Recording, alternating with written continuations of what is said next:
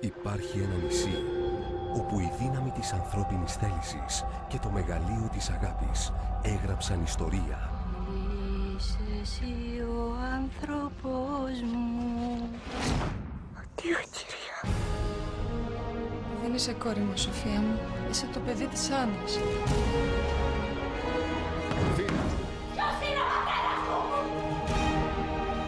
Θα μπορούσα να μιλήσω στον κύριο Μανώλη Βανδουλάκη. Και τον ζητεί παρακαλώ. Η Σοφία Βανδουλάκη, πείτε του.